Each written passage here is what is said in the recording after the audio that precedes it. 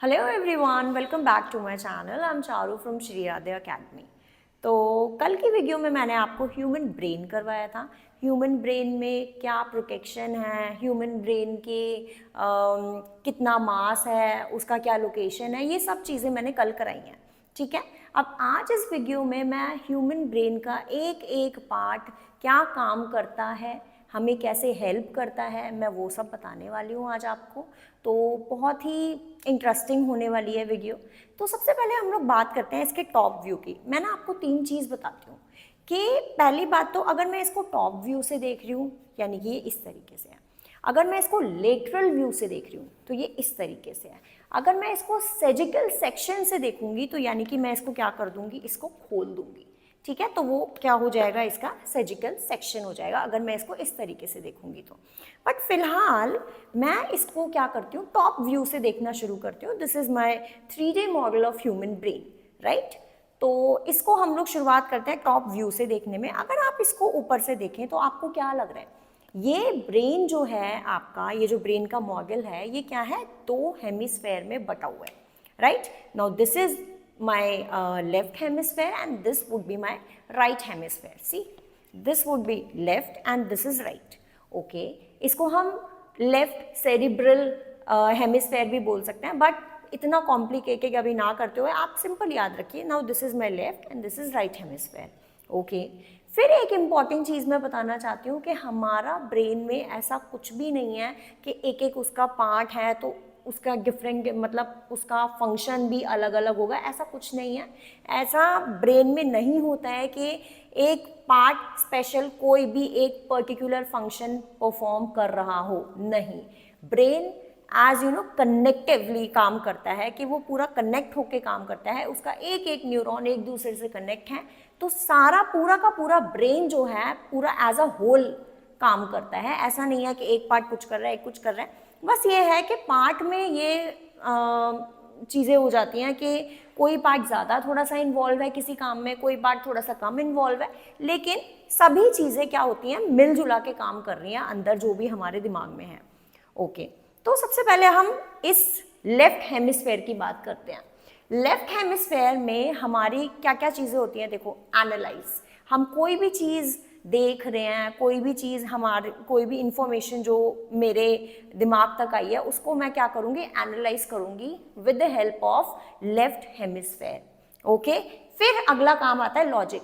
देखते हो ना, आजकल तो छोटे छोटे बच्चों के पास भी ऐसे ऐसे क्वेश्चंस हैं जिनका जवाब देना बहुत ही मुश्किल है। तो लॉजिक जो लगाया जाता है वो भी हमारा लेफ्ट हेमिस्फेयर हमें हेल्प करता है कि कोई भी चीज़ हमसे कोई पूछ रहा है या कोई भी मैथ्स का क्वेश्चन है तो हम उसमें लॉजिक लगाएंगे, अच्छा ये ऐसे नहीं इस तरीके से सॉल्व होगा। तो वो सारा लॉजिक जो भी है वो क्या होगा, हमारा लेफ्ट हेमिस्फेयर हमको हेल्प करेगा। फिर उसके बाद आता है हमारा ट्रेनिंग। देखो, कोई भी चीज़ करने के लिए आपको परफेक्ट होना ज़रूरी है, राइट। आप कोई भी कोर्स करते हो, आपको आगे जो भी अपना प्रोफेशन चुनना है उसके लिए आप ट्रेनिंग लोगे, है ना। आप उसमें ट्रेंड होगे, परफेक्ट होना चाहोगे। सो वो ट्रेनिंग लेने में हेल्प जो करता है हमको, हम कहते हैं ना हम वहाँ जा रहे हैं, वहाँ सीख रहे हैं, हम वहाँ ट्रेंड हो रहे हैं, तो वो ट्रेनिंग के लिए हमें कौन हेल्प करता है, हमारा लेफ्ट हेमिस्फेयर हेल्प करता है, जिसकी वजह से हम क्या कर पाते हैं, अपनी चीज़ों में ट्रेंड हो जाते हैं, परफेक्ट हो जाते हैं कोई भी सर्टेन चीज़ करने के लिए। ठीक है, तो लेफ्ट हेमिस्फेयर हमारा किस में हेल्प कर रहा है, एनालाइजिंग में हेल्प कर रहा है हमको, लॉजिक लगाने में हेल्प कर रहा है हमको, प्लस हमें अगर कोई ट्रेनिंग से रिलेटेड कुछ भी काम होगा तो उसके लिए भी रिस्पॉन्सिबल कौन होगा, हमारा लेफ्ट हेमिस्फेयर होगा। Is that clear? Now let's come to the right hemisphere. Right hemisphere में क्रिएटिविटी होती है, कि हम कोई भी काम अगर क्रिएटिवली कर रहे हैं तो यानी कि उसमें हमने कौन से पोर्शन को हेल्प, कौन से पोर्शन की हेल्प लिया, ब्रेन के राइट हेमिस्फेयर की हेल्प ली है। So it is responsible for creativity and it is responsible for the imagination. Suppose I would be the richest, lady on this planet, so this is my imagination. So ये imagine करने के लिए मुझे कौन help करेगा, ये imagine करने के लिए मुझे मेरा राइट हेमिस्फेयर हेल्प करेगा कि मैं इतनी बढ़िया चीज़ इमेजिन कर लूँगी। ठीक है, सो इमेजिनेशन में मेरा हेल्प करता है फीलिंग।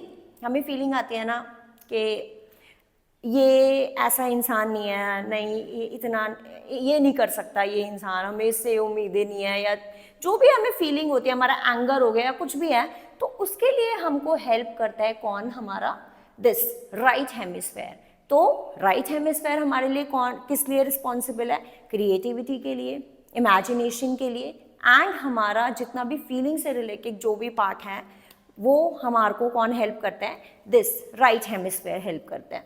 ओके, अब हमें अगर क्या करना है इस, अब आपको क्या लग रहा है, अच्छा ये क्या लग रहा है आपको कि ये जो मेरा ब्रेन है ये क्या ऐसे ही खुल जाएगा इस तरीके से? ये तो मैं आपको इसलिए खोल के दिखा रही हूँ ना क्योंकि आपको समझाना है कि इसके अंदर के पार्ट्स क्या क्या है ना, इसीलिए हम लोगों ने ये आपको दिखाने के लिए रखा हुआ है।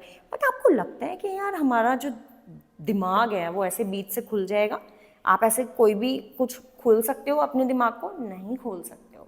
ये अगर आप इसको छोटा सा, अगर आप यहाँ से एक पीस काट के देखोगे तो अंदर क्या है, वो ब्रेन खुलेगा नहीं आपका, वो एक कनेक्टिविटी आपके प्रेजेंट है अंदर। ये तो खुल रहा है क्योंकि मैं आपको दिखा रही हूँ, ये मॉडल है। तो आप अंदर देखोगे कि कटने के बाद ये अलग नहीं होगा ब्रेन, ठीक है, ये अलग नहीं होगा, अंदर आपको एक कनेक्टिविटी फाउंड होएगी and that is known as corpus callosum, ठीक है, उसको हम कॉर्पस कोलोजम बोलते हैं। उसी की वजह से हमारा दिमाग क्या है, ये जो हमारे दोनों हेमिस्फेयर हैं कनेक्ट हुए हैं, राइट एंड लेफ्ट हेमिस्फेयर को किसने कनेक्ट किया हुआ है, कॉर्पस कोलोजम में, कोलोजम ने कनेक्ट किया हुआ है, ठीक है।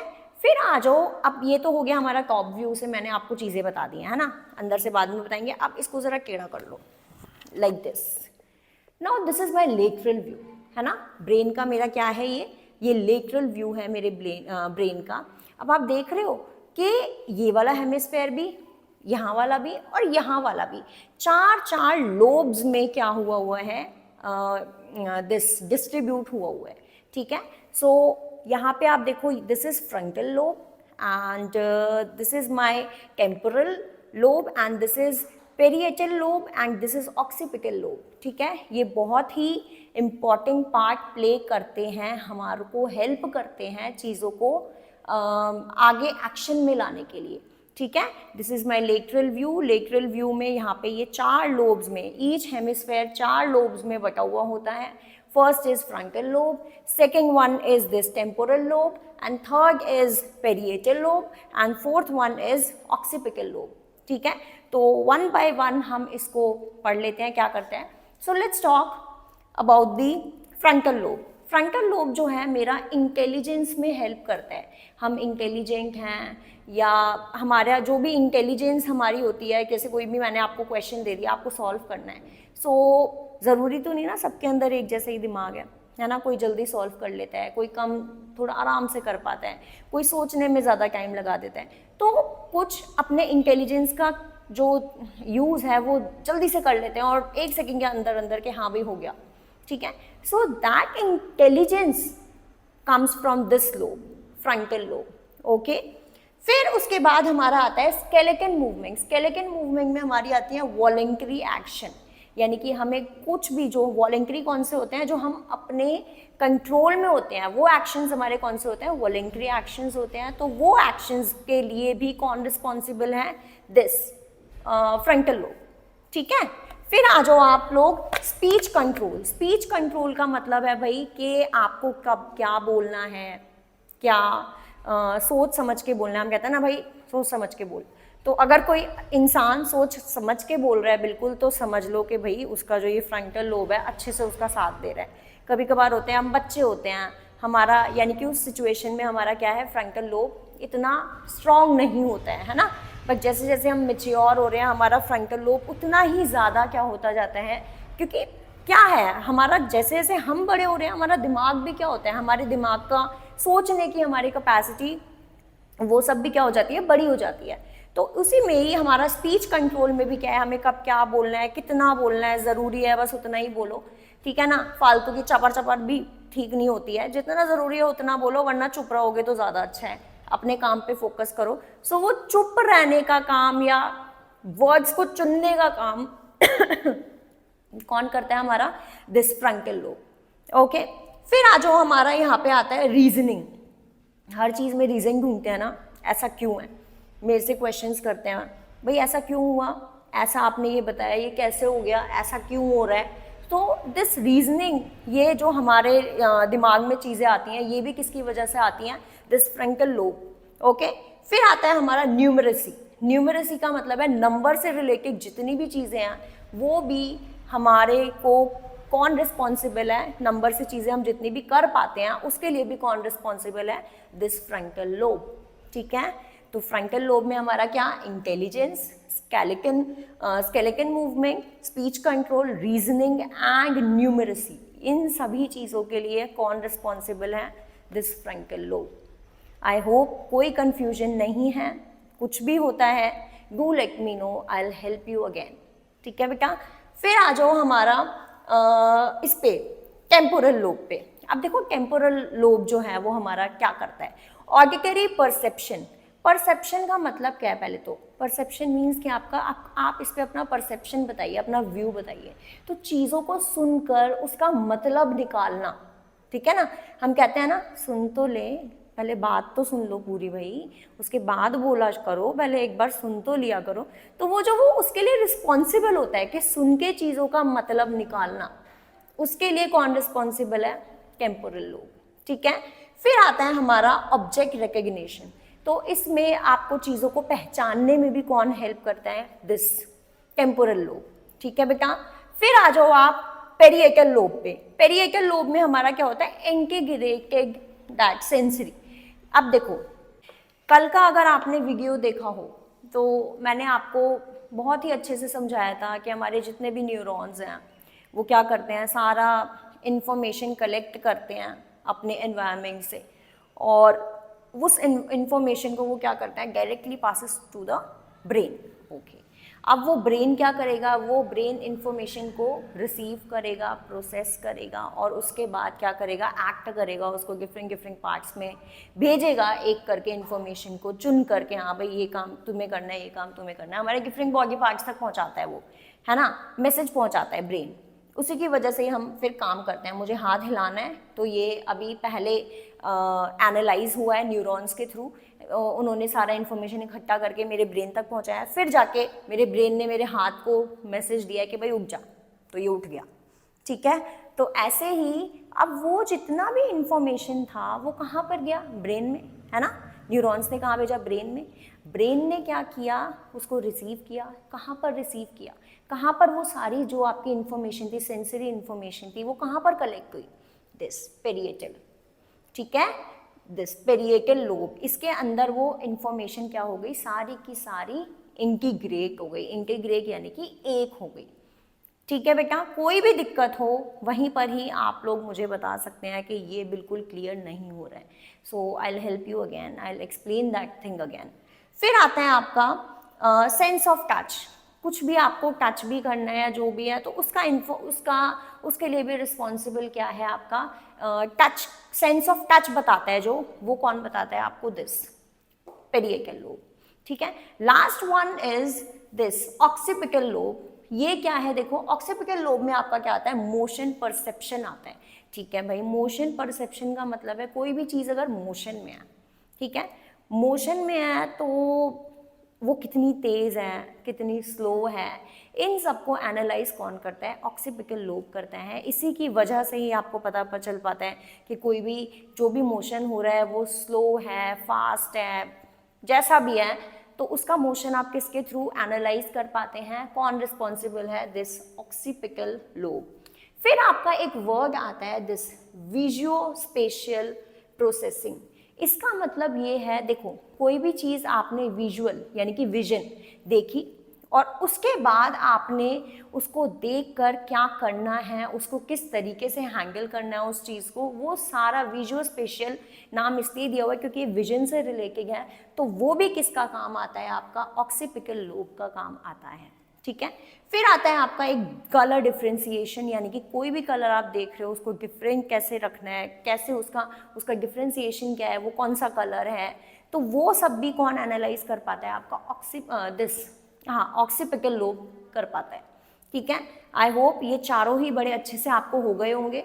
First one was frontal lobe. Frontal lobe में आपका इंटेलिजेंस, स्केलेटन मूवमेंट, जिसमें आपके वॉलंटरी एक्शंस आता है, स्पीच कंट्रोल आता है, आपका रीजनिंग आता है, न्यूमरेसी आता है, ये सब कौन हेल्प कर रहा है आपको? फ्रंटल लोब हेल्प कर रहा है। उसके बाद आपका दिस टेम्पोरल लोब आता है। टेम्पोरल लोब में आपका जितना भी ऑडिटरी परसेप्शन है, जितना आपको सुन के एनालाइज करना होता है कि ये वाली चीज़ आपको कुछ भी दिमाग में पहुंची है या आपने सुना है, आपके दिमाग तक पहुंचा, तो वो भी फिर कौन एनालाइज करेगा, उसका मतलब निकालेगा कौन? टेम्पोरल लोब निकालेगा।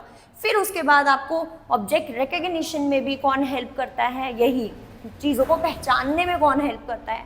This temporal lobe. After that आपका आता है पेरिएटल लोब। इसमें वो जितनी भी आपने सेंसरी इन्फॉर्मेशन होती है सबको इकट्ठा करता है, उसका मतलब निकालता है कि उसको आगे उस इन्फॉर्मेशन का क्या करना है, तो उसके लिए भी कौन रिस्पॉन्सिबल है? This parietal lobe. और फिर यहाँ पे आता है आपको सेंस ऑफ टच के बारे में भी कौन बताता है? वही पेरिएटल लोब। फिर आगे आपका आ गया लास्ट ऑक्सीपिटल लोब। इसमें आपका मोशन से रिलेटेड जितना भी परसेप्शन है, कितना स्लो है, कितना फास्ट है, कौन हेल्प करता है आपको? ऑक्सीपिटल लोब हेल्प करता है। एंड दैट विजुअल स्पेशियल, मतलब वही विजन से रिलेटेड जितनी भी चीज़ें हैं उसमें भी आपको ऑक्सीपिटल करेगा।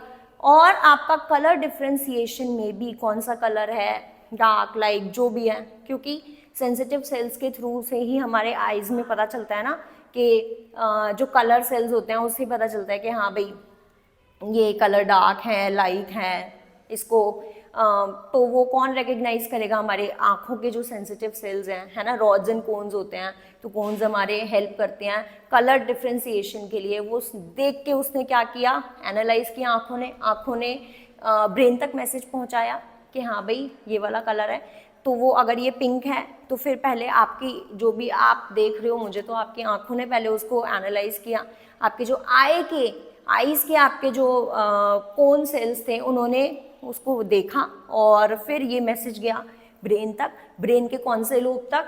This occipital lobe. वहाँ से पता चला ओके, उसने डिसाइड किया कि ठीक है अब ये कलर हम इस इंसान को भी बता देते हैं कि ये कौन सा है, तब जाके आपको पता चलेगा कि हाँ भाई ये कौन सा है, पिंक कलर है। सो उसमें ऑक्सीपिटल आपका काम कर रहे हैं। ठीक है, आई होप अच्छे से आपको समझ आ गया होगा। नहीं भी आया है तो आप मुझे बता सकते हैं, कमेंट कर सकते हैं, आपकी मर्ज़ी है। और मेरा काम था समझाना, मैंने अच्छे से समझाया है। बाकी कोई भी इशू होता है आप मुझे बताइए, और नेक्स्ट पार्ट में मैं आपके लिए और अच्छे से, अभी तक हमने इसको लेटरल पढ़ लिया है, हमने इसका टॉप व्यू पढ़ लिया है, अब इसका हम लोग सेजिटल सेक्शन पढ़ेंगे। इसको जब हम खोल रहे हैं तो ये अब इसका क्या कहला रहा है? सेजिटल सेक्शन कहला रहा है। इसके अंदर भी इसका फोर ब्रेन है, मिड ब्रेन है, हाइंड ब्रेन है। ये सभी चीज़ें बड़े ही प्यार से और आराम से हो जाएंगी, कोई रटने की ज़रूरत नहीं है, समझ के चलो, बहुत ईजी रहेगा। Thank you very much for watching, bye bye.